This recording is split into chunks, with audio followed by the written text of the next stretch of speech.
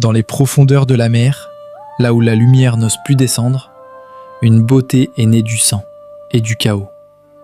Elle ne vient pas de l'amour, elle est l'amour lui-même, mais aussi sa part la plus dangereuse. Bienvenue dans une nouvelle chronique des ombres. Aujourd'hui, nous révélons les secrets d'Aphrodite.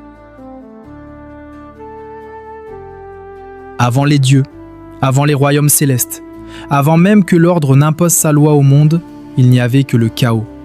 Une immensité silencieuse, instable, où les forces primordiales s'affrontaient sans règles, sans pitié. Et dans cette obscurité, un acte interdit allait tout changer.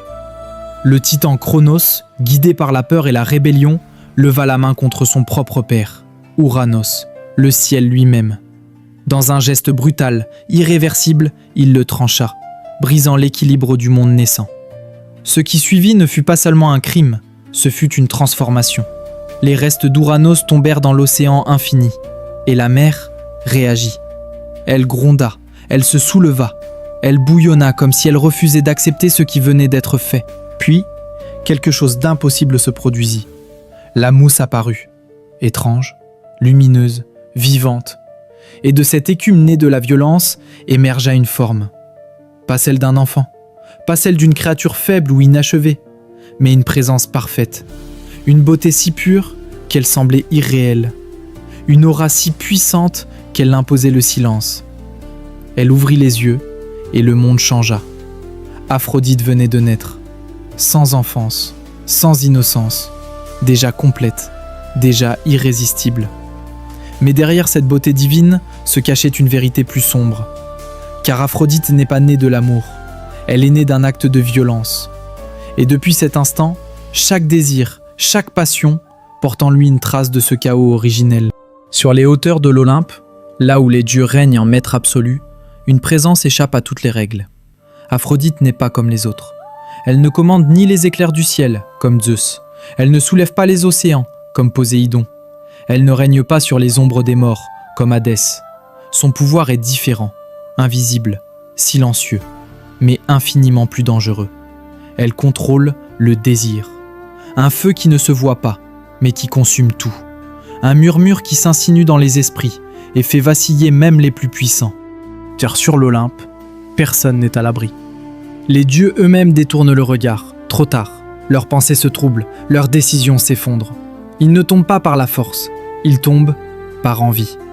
La beauté d'Aphrodite n'est pas une simple apparence, c'est une arme. Chaque regard devient une promesse, chaque geste une tentation. Et derrière cette perfection se cache un pouvoir incontrôlable. Car là où elle passe, naît la jalousie, les rivalités, les trahisons. Des alliances se brisent, des guerres prennent racine. Sa beauté n'est pas seulement admirée, elle est redoutée. Parce qu'elle ne se contente pas d'être vue, elle transforme. Et dans son sillage, même les dieux deviennent faibles. Sur l'Olympe, le désordre menace. Car là où se trouve Aphrodite, les regards changent, les tensions montent, les dieux eux-mêmes vacillent. Alors, pour éviter que le chaos ne consume les cieux, Zeus prend une décision, froide, calculée. Il la marie. Pas à un roi, pas à un dieu puissant, mais à Héphaïstos, le forgeron de l'Olympe. Un dieu rejeté, marqué par la douleur, forgé dans la solitude et le feu, à l'opposé total de la perfection d'Aphrodite. Ce mariage n'est pas une union, c'est une cage, un équilibre fragile, imposé par la peur. Mais Aphrodite n'est pas faite pour être enfermée, elle n'appartient à personne.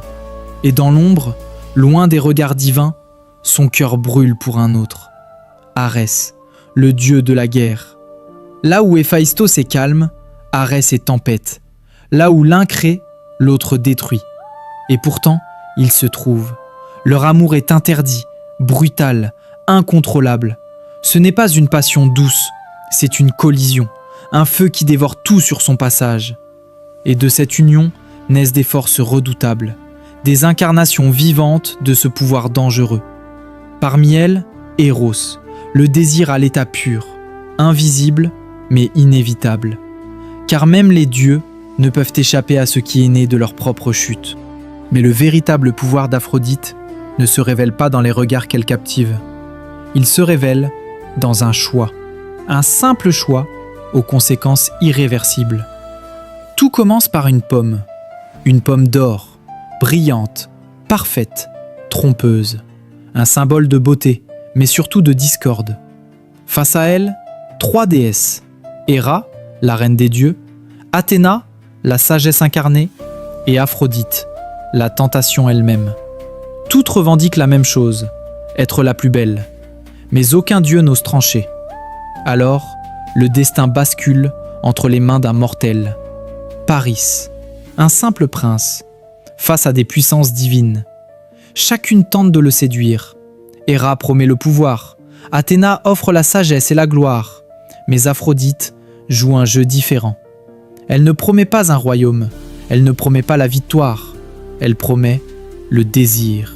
La plus belle femme du monde, Hélène de Sparte, un visage, une tentation, et cela suffit. Paris choisit Aphrodite, un choix simple, un instant, mais ce choix brise des royaumes.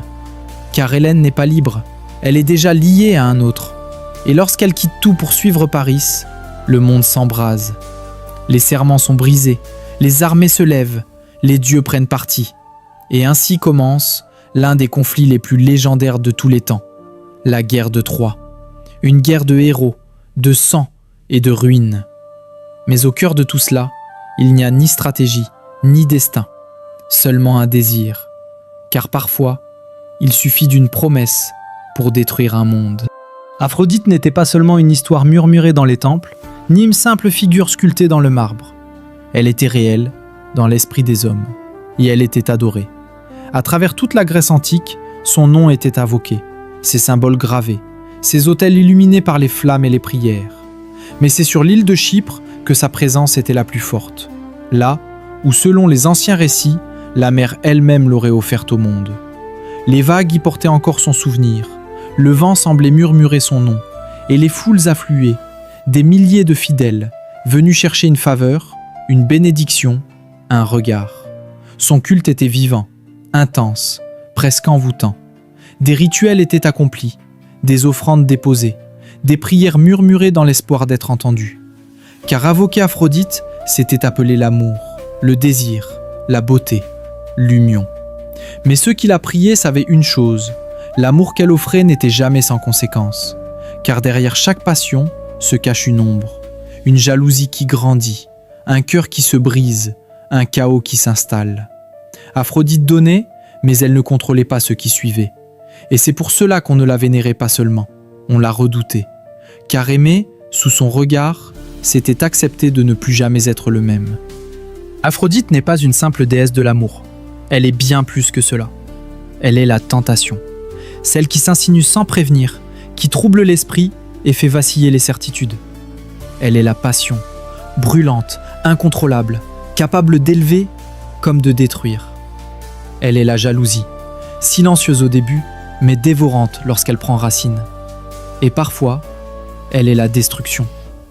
Car derrière chaque regard échangé, chaque désir naissant, se cache une force ancienne. Une force que même les dieux n'ont jamais pu maîtriser.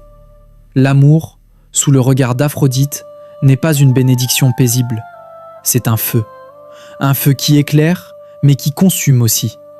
Il unit les âmes, puis les oppose. Il crée des liens, puis les brise. Il inspire les plus grandes histoires, comme les pires tragédies. Et c'est là, la vérité que les anciens avaient comprise. Aphrodite ne donne pas simplement l'amour.